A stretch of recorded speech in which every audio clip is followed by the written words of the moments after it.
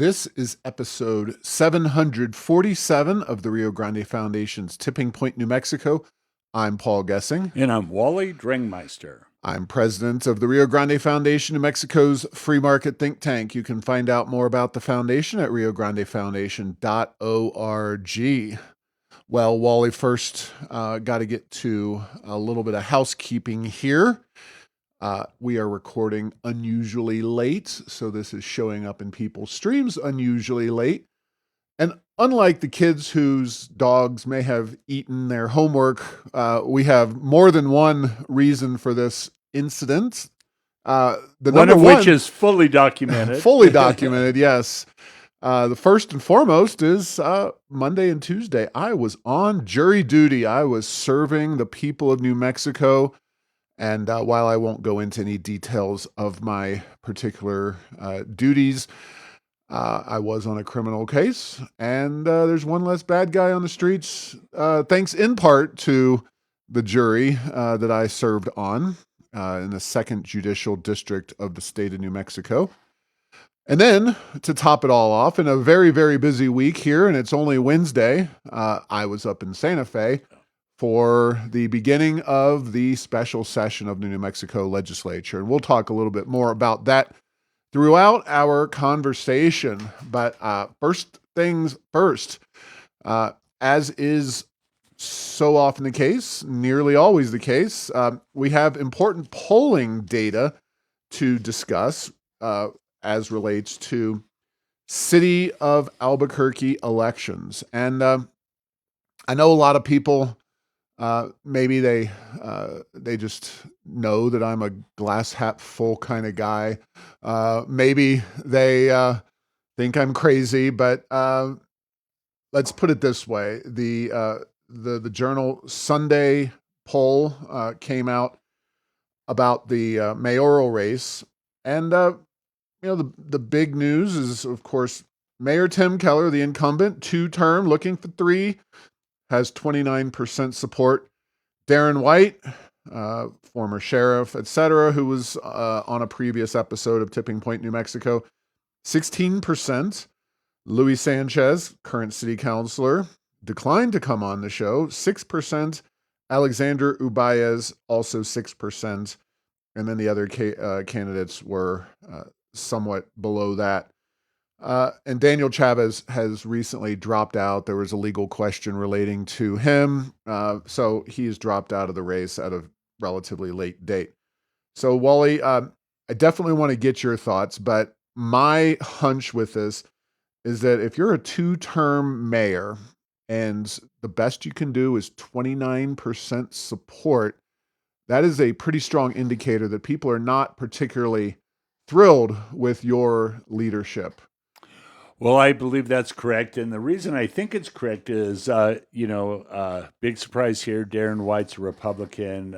Most of the rest of the candidates are Democrats, and none of them got very big numbers. Now, if there was another Democrat that got big numbers, you could say, well, maybe Keller's support isn't that bad, but they just like another Democrat better. And it doesn't seem like, at least according to this poll, that the electorate is really fallen in love with any other Democrat candidate. And like you say, 29% for an incumbent's not a real big number, that's for sure. No, so, if you kind of, and maybe my math could be proven wrong. I do think it'll be closer than that, but it does look like we are heading towards a runoff, as I have said all along, and many others have said all along. If you kind of take out the progressive vote, that's 29% for Keller, 6% for Ubaez. That gets you to 35%, assuming that Keller can hold on to all those voters in the runoff. Now, is Darren White the absolute best candidate to go against Keller? He's obviously got, because he is the most high-profile Republican, you're going to have some inherent Republican voters. Can Luis Sanchez knock off Darren White and get to the runoff instead of Darren being in the runoff? That's an excellent question, and I think we will obviously not know the answer to that until November 4th. But 35% kind of the hardcore progressives that means that those other candidates need to be able to eat into that lead that Mayor Keller has, but that is by no means a insurmountable lead, given that, really we're talking about a third of the electorate that seems to really buy into either what Keller's selling or Ubaez is selling. So this is going to be an interesting race, and something that we'll be, of course, watching and commenting on in the weeks ahead. And we, of course, have early voting kicking off in not too distant future as well. And by early voting, I mean the satellite sites that are around town. Yes, there's the county clerk's office, but most people don't want to go down there and go vote early, although you can. I'm not sure when that particularly begins, but like I said, which is one of the issues in Albuquerque. There's a lot of crime down there, and exactly. a lot of homeless, and we don't really want to go down there to vote. I would just as soon go in my own neighborhood. So yeah, and I work downtown, so the clerk's office is not that far away from me, but I also have patience and don't necessarily believe in going out of my way. Now, I strongly advocate, as I will again in this election and every other election, take advantage of all the voting opportunities you have available. I don't mean vote early, vote often. This is in Espanola, not Espanola. I mean, if you're going to do early voting, I highly encourage that, because you don't want to be stuck in a line on election day. If you are planning to do an absentee ballot, by all means do that. I think the best option is the early voting, because typically you can do that very quickly and get it out of the way, like any errand or chore that you might have. So highly encourage folks, once that does begin, and we'll make sure that everybody is aware when it does begin, to go and get out the vote here in the city of Albuquerque. And of course, Santa Fe's got municipal elections, as do other cities across the state of New Mexico. But unfortunately, for the purposes of this show, we don't have the bandwidth to discuss even Santa Fe's. I'll say that former Councilor Ron Trujillo opposed the soda tax, so he has my undying respect for that. And in Santa Fe, it's not a matter of conservative. It's, can you find the least progressive candidate to vote for in a mayoral race? And so that's my only comment on that. But moving on, our illustrious governor, Michelle Lujan Grisham, was recently a part of a story. And of course, in the wake of the shooting of Charlie Kirk, the governor of Utah, Spencer Cox, has become a bit more high-profile national figure. And the thrust of the 60 Minutes show that aired on Sunday, and I posted it in a link at heirsofenchantment.com along with this story. Obviously partisanship and the inability of people of different parties and philosophical backgrounds to get along and talk in a respectful manner. This is nothing new. Certainly the violence that we've seen has been a dramatic upsurge, and that is absolutely tragic. And of course, the shooting and assassination of Charlie Kirk, the latest and most unfortunate example. But, I looked at this 60 Minutes story. Well, I don't know if you caught it or maybe watched it for this conversation. Yeah, I actually watched it, Paul, about 30 minutes ago. So, okay, well, kudos, I suppose. Well, I watched parts of it. I don't blame people for not checking out. It was mostly Spencer Cox, but folks may realize or may know that Governor Lujan Grisham and Spencer Cox were invited to go to Notre Dame University and discuss bipartisanship there. And, this just gets to my ongoing. Now, I'll start with this.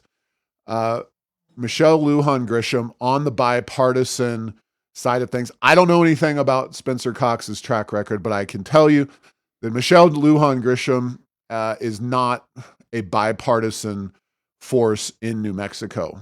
What do I say? Well, recently there was a story from the Santa Fe New Mexican about the special session that kicked off today, in which Gail Armstrong of Magdalena, the House Minority Leader, said that the Republicans were being excluded from legislative drafts ahead of the session, despite repeated attempts. Uh, According to Gail Armstrong, my takeaway is that apparently they don't give a crap if we're there or not there.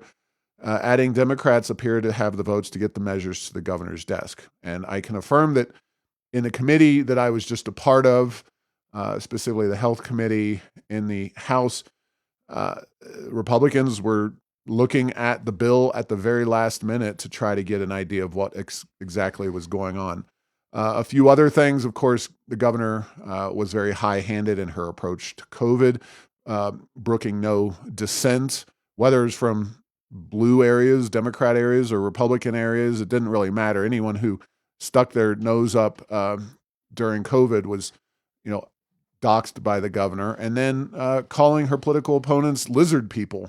So those are just a few aspects of Lujan Grisham's track record. But we know that the national media doesn't really know a darn thing about New Mexico, and they're trying to come up with a narrative. The narrative is bipartisanship, and whether it's the Notre Dame University or national media outlets like 60 Minutes, they don't really understand and don't do too much digging. So the governor gets invited to this kind of thing. Well, and Paul, I didn't even know what bipartisanship meant. Believe me, I know, but I was like, what's the definition of that? And let's go to the source of all things, Google. The adjective bipartisanship can refer to any political act in which both of the two major political parties agree about all or many parts of a political choice. Well, that's easy. There's a few things that fall into that category, but that's not necessarily what I think this was getting at. I think it's the second line. It's bipartisanship involves trying to find common ground, but there is debate whether the issues needing common ground are peripheral or central ones. So I don't know. So I guess it has to, if you agree, it doesn't matter if you're bipartisan or not. That's not where the issue comes is what happens when you disagree, or do you attempt to find some common ground or do you not? And as you say, if you were to ask I have a feeling if you were to ask many state legislators in New Mexico, is the governor highly bipartisan? Will she at least listen to your issues? I'm not sure that's the case. So, but Yeah. but what goes on behind closed doors politically? Maybe they talk all the time. I don't know. I doubt it, but maybe. Yeah. You have such optimism there, Wally. It's nice to see. But I will further add that, the I do think it is a fine line with bipartisanship. I look at politics much more black and white in the sense that there are good policies that lead to human flourishing, and then there are bad policies that lead to failure and poverty. And I don't really care about bipartisanship in the sense that I do believe we should all be respectful. We should generally refrain from name calling. This is one of the less flattering aspects of Donald Trump's approach to politics, not something that I care for, but he is by no means the only person who is engaged in this kind of thing, whether it's direct name calling or imagery and other kind of approaches to governments that leave one side or the other feeling like they're just being attacked and thrown to the ground. And I think Donald Trump's the outgrowth of some of that. But the fact is that Michelle Lujan Grisham has been ineffective and a poor leader of the state of New Mexico. So that's what I care about. I care about how our education system's doing. We know we don't need to go into it, but we know it's not good. The economy, despite the oil and gas surpluses, poverty remains at a high level, and our economy hasn't done anything to diversify. And then, just the overall approach to government. Is it effective or ineffective? And we've got the medical provider shortage. We've got the roads issues that we've been dealing with, and we will talk in some more detail about those momentarily. Crime in the streets.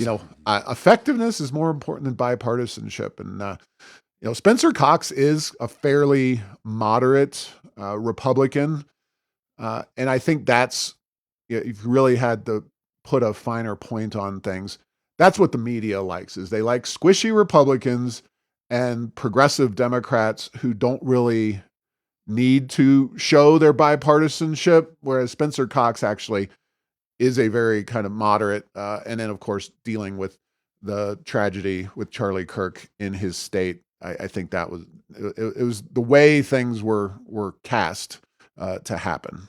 Well, and Paul, I will not. I'm not laying this at the feet of Spencer Cox, but the national media loves nothing more than someone who's a Republican who's actually quite progressive. Yes. That goes against most of the issues of the Republican Party. I won't name names because the most notable ones have passed away over the past several years, but there have been a lot of them, and they were media darlings while they were alive. Yeah. John McCain. I wasn't gonna say it. Well, even now, Marjorie Taylor Greene, who is was written up in a somewhat favorable light by the New York Times. So, disagreeing with the president of your own party, right or wrong, is certainly one way to get the media more in tune with what you're talking about. All right, well, we'll move on. We've got those big issues we're actually going to talk about. And the roads issue remains front and center. First and foremost, I had an article that appeared in the Santa Fe New Mexican and is making its way to other newspapers around the state. In New Mexico, there's money for everything but roads. And this is a direct, kind of point about the special session. But in general, it's just New Mexico's politicians, especially this governor, are focused on whatever they want to do. But when it comes to roads, they plead poverty. And that's unfortunate for the state. It's unfortunate that they're not held to account. But as this other article that I note, the title of this one was Complete Incompetence in Santa Fe, Roads Edition, 61,000 New Mexico jobs at stake. Now, what the heck is that all about? Well, this was from the Albuquerque Journal recently, and some folks involved in the infrastructure business across the state of New Mexico were basically saying that the governor needs to put roads and road construction and maintenance on the special session agenda. She didn't. To address those issues because the state could lose up to 61,000 jobs if the road funding issue is not resolved. Let's see, MDOT usually gets anywhere from $200 million to $300 million for new road construction, though only $65 million was allocated this year, according to the Albuquerque Journal. And it's just bizarre and mind-blowing that they would even shortchange the roads. You're in a budget surplus environment. Revenues are strong and flowing in. Why stay? We know, and we've talked about the gas tax over time, inflation, and the price of construction goes up, and that 17 cents a gallon tax loses some value. It's just basic common sense. Spend the money, not just keeping things at status quo, but taking on problems that have been festering for years on our roads. It's a no-brainer, but apparently nobody in Santa Fe, at least on the Democrat side, the governor, have brains. Well, and Paul, this just literally boggles my mind. I just cannot You and me believe it. both. Because the roads are horrible. They Yeah. are horrible. They are a danger. It's one of those things. Let's just start there. They are dangerous. The road 550, once you get north of Bernalillo going up to Bloomfield, that road is a dangerous mess, and it needs to be fixed. You're a frequent flyer, so to speak, on that road. So I know it. You and know like that road? I say, and I've said it before, if it wasn't for trailer brakes, it hits the big bumps, creates skid marks, kind of mark where the worst are.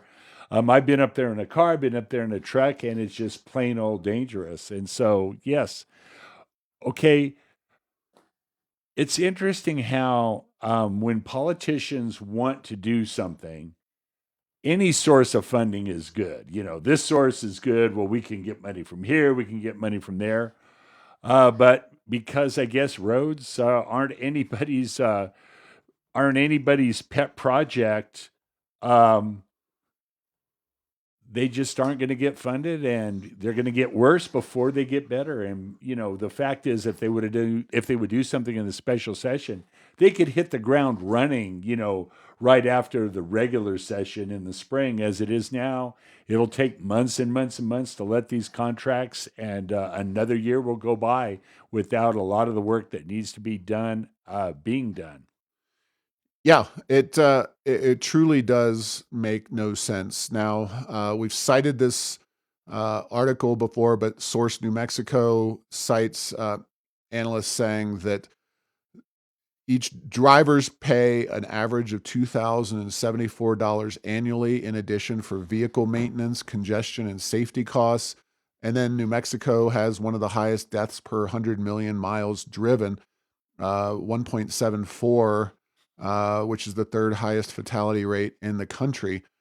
We know, they talk about East Central, they talk about all kinds of road issues and road deaths in this state, but simply making the roads functional is not apparently in their agenda, and it's absolutely mind blowing because we talk about economic development. We had Chris Erickson on from New Mexico State University recently, and they've got their fancy software. Well, this is a classic case. It may be one of the very, very few cases in government where there is a real multiplier effect to government spending, because new infrastructure, especially essential infrastructure. I'm not saying, we do what China sometimes does and just build roads and developments out. Yeah, in the we don't hinterland. need bridges to nowhere Yeah. in New Mexico. We need to fix the roads and bridges. We're talking about the ones we have. Now, a classic example of this, and I know I harp on this a lot, but I use this particular road a lot, getting off from I-25, in this case, the southbound exit at downtown on Martin Luther King. So I've been talking about how that was more potholes than road for a while. Well, somebody, presumably with one of these companies, came in and scraped the road. So, now it's got all the ridges and stuff from the scraping machine, but largely the potholes have been taken care of. But this is usually 99.5 out of 100% of the time a prelude to paving the road, right? No, they restriped the road on top of the gravel and stuff that's there. It's absolutely bananas. I had never seen anything like it. It clearly were just buckling up for the long term. They scraped it, and maybe they'll come back at some future date, but not close enough to now that they felt that they could just leave it without stripes. So who knows when that'll all take place, but it's by no means the only issue. You mentioned 550. Oh, and there's numerous others. Yeah, and let me just say, I know the roads in the southeast part of the state. Oh, 285. So if anyone's listening in the southeast, I feel your pain. I'm just telling you what I see with my own eyes on a regular basis, and I know based on the reports, the reports that people put together, they're in a horrendous shape down there as well. Yeah, absolutely. We haven't been quite as recent down to Roswell or southeast of there, but totally know that area is the most impacted by the lack of construction dollars, et cetera, because a lot of those heavy trucks that bring the liquid gold, as Donald Trump would say, out of the ground also do some damage to the roads. And that's just a part of doing business. And you got to repave them, buttress them, maybe expand them in certain cases, whatever it may be. So there's a couple of funny, tragic stories. We'll call them funny, tragic, because this is New Mexico. If you can't laugh, you will just cry constantly.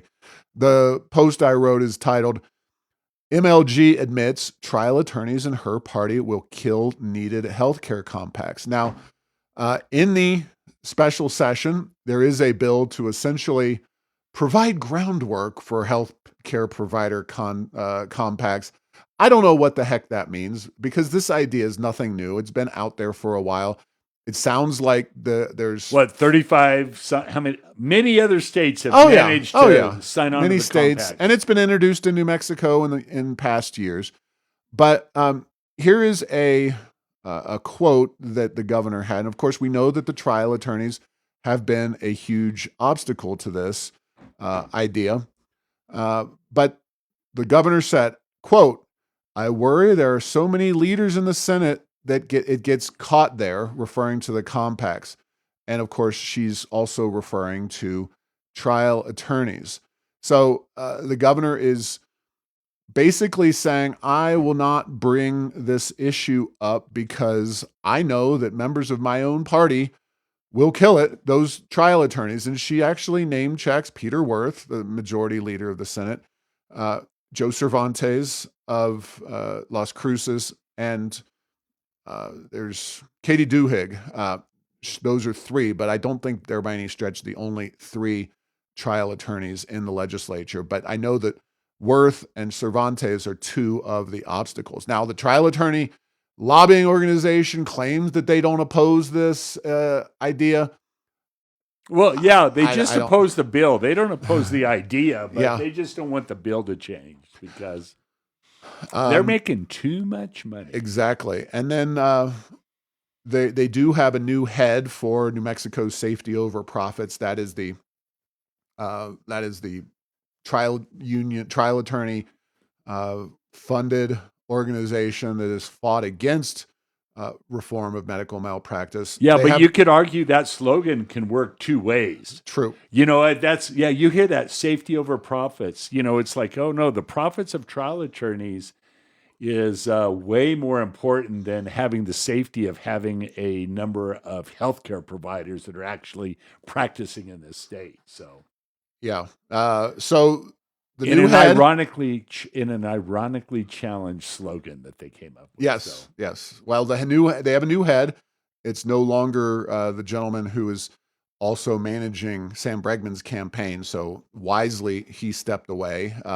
But the woman who's leading it now is Johanna Bencomo. She is a city councilor in Las Cruces. And she wrote an op-ed recently. I won't go through this whole thing. It's not worth it. Let me just say that it is, you can tell when an issue doesn't really have much behind it when it's the people defending it always refer to platitudes and simply do not offer specific details as to what needs to be done in specific potential compromise positions.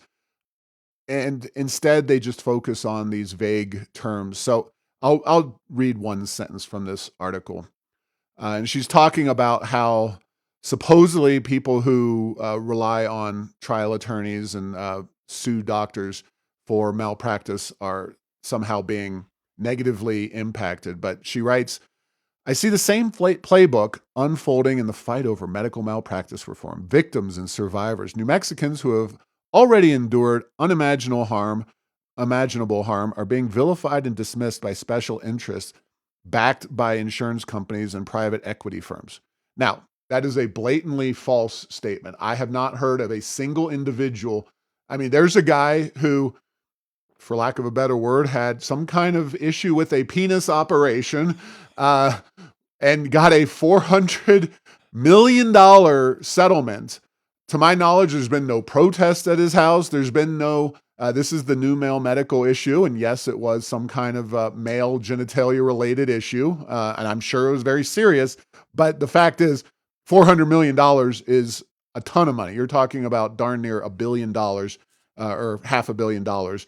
And for one person.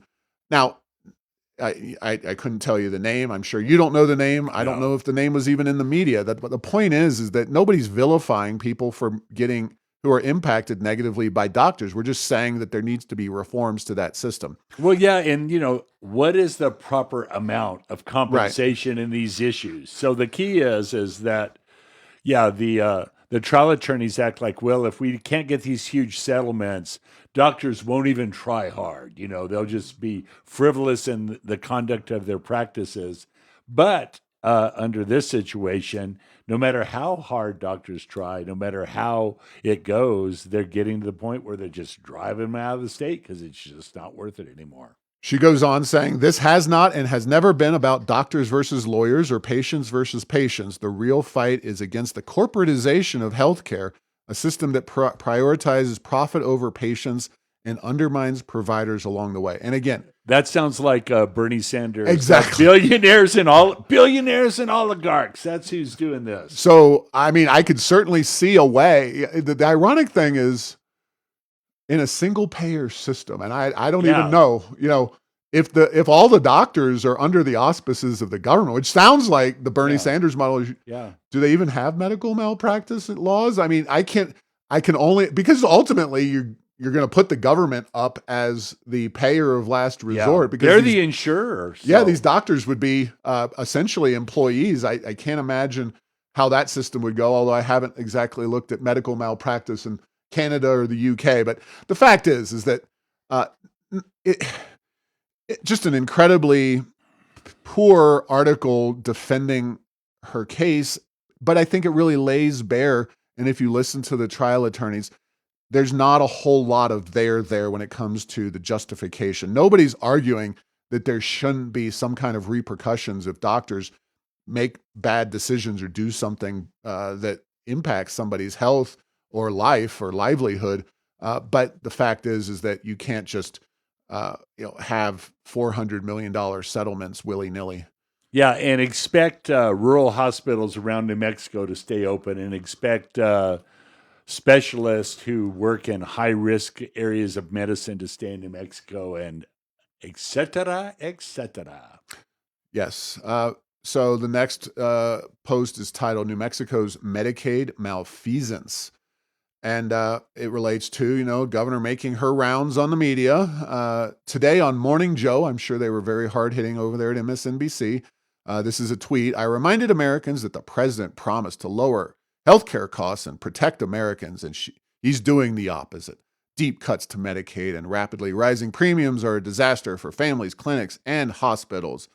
But here's the good news. In New Mexico, we're protecting healthcare and delivering universal healthcare, childcare, because working families deserve stability, security, and opportunity.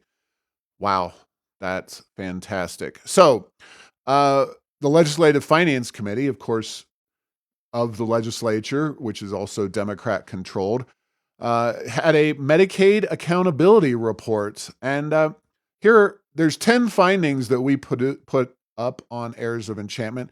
Here's a smattering of them. Medicaid enrollment is down, but program spending is up. Yippee, that's a great way to do things. Total spending has nearly doubled to $11 billion since 2016. Billions in provider rate increases, so rates for reimbursement on Medicaid. The states invested $2.2 billion to increase those, but they have not improved appointment availability. To their credit, the LFC uses secret shopper surveys, and they show no improvement in appointment availability. Costs are rising. Health outcomes remain stagnant. We've talked about how Medicaid does not improve health outcomes. Yet another specific case of that, according to the LFC. And, there's behavioral health workforce is shrinking. And again, the secret shoppers find care is hard to access. Finally, New Mexico's fraud recoveries are among the nation's worst.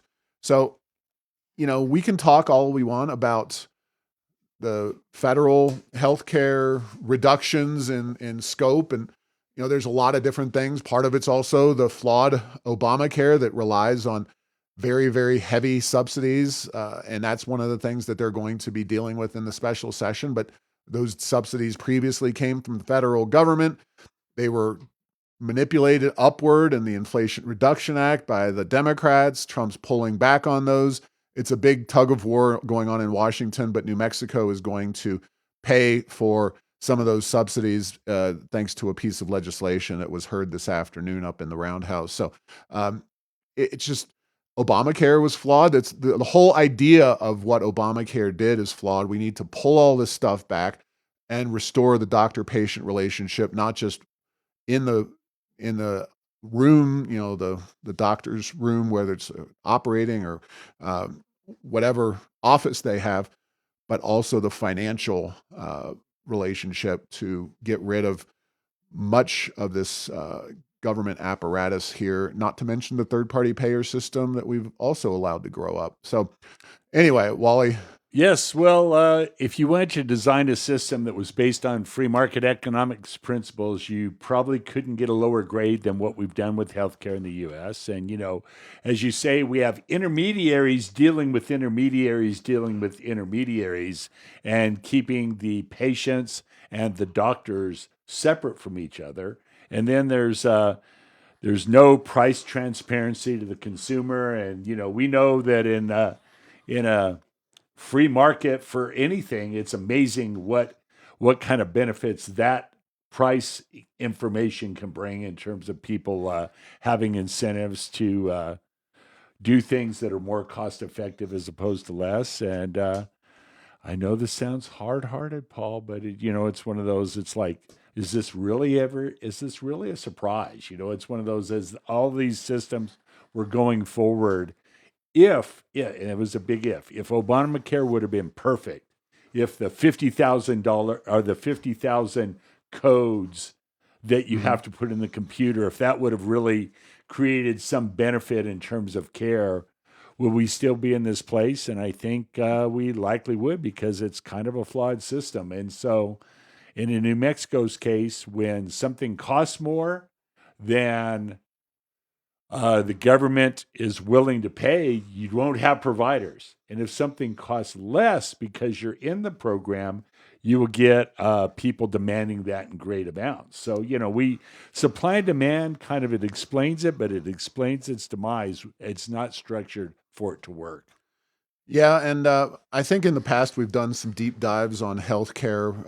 Obamacare doubled down on the worst aspects of American healthcare by fully embracing the third-party payment structure. And the one bright spot in healthcare has been health savings accounts. We need to really emphasize those where, like you do for your vehicle, which I think, do a lot of things that make sense in the marketplace and that would make sense for our own healthcare, is if we put the day-to-day responsibility for care and upkeep under the purview of individuals and people who, maybe they get a tax advantage for that, like through the HSA, but then they are largely left to their own devices with their doctor and providing those services. And then if you get hit by a bus or you have cancer or something major happens, that's when insurance kicks in. We don't need this whole idea that, insurance is supposed to pay for everything from soup to nuts when it comes to healthcare. And getting away from that is the way to actually solve the problem. What we're doing in Santa Fe is not solving the problem. What Obamacare did is not solving the problem. Trump is, quite frankly, nibbling at the edges. They should really be focused. If they want to address Medicaid and make that work, they need to block grant the money to the states as a best case scenario, and use HSAs empowering patients in another kind of approach to healthcare. Yeah, and then one final point is, the Medicaid is it's a state program that really becomes a federal program for how the funding happens. But the percentage that New Mexico gets is consistently way more than most other states. So, we have been getting a sweet deal. We are in the what shall we say?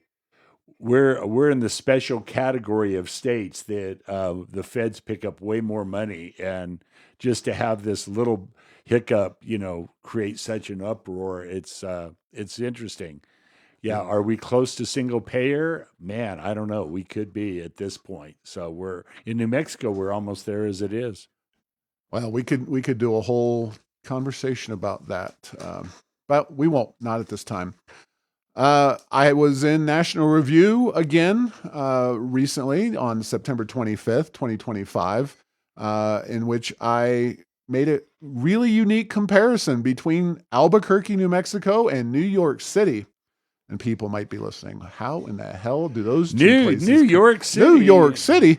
Exactly. Well, Zoran Mondami is talking free buses, and Albuquerque has done free buses. And without getting into all the details of the article, I use Albuquerque as a cautionary tale against the free buses that New York's perhaps soon-to-be mayor is talking about. Got a few comments as well from readers who saw the article either on our own page or on National Review's site, and they added a little bit of additional flavor at the bottom of the article if you go to errorsofenchantment.com. But yeah, I don't know that Zoran's going to read National Review and jump on the bandwagon here, but truth be told, cautionary tale of free buses right here in Albuquerque, New Mexico.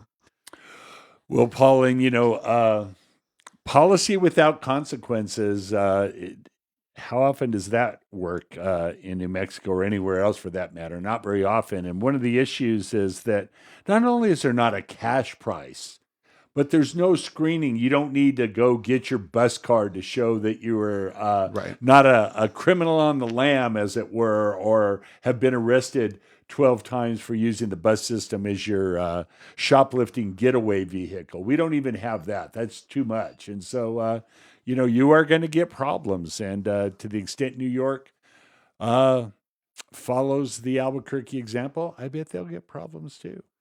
Yes, and last thing to discuss, we talked about Sam Bregman's policy agenda, the lack of one from Deb Haaland, and we took a look at Ken Miyagishima's. I'll run through this very quickly. He addresses the medical provider shortage in a bit of a full-throated support for reform of medical malpractice laws. He also calls for GRT reform, expanded residencies, and incentives for doctors like loan forgiveness. He addresses Medicaid and has some interesting ideas I'll talk about in a second. Now, of concern, his plans related to housing, which involves the state of New Mexico getting involved in some kind of housing scheme where they would essentially pay off all the loans, the interest on the loans for housing. It's very concerning. That would be a very problematic, I think, approach. His education plans, Miyagishima's, leave a lot to be desired. There's no choice, no Mississippi models, just pay hikes for teachers, free tuition for those getting master's degrees in the education field. He does give an olive branch to rural districts on the 4-day versus 5-day school week issue. But again, nothing really exciting on education. On the economy, he does talk about addressing the Energy Transition Act and bringing traditional sources of energy, electricity generation back to New Mexico. That's good news. He also calls out regulations and looks at reducing regulatory burdens. He's got another one that's talking about economic security for New Mexico seniors.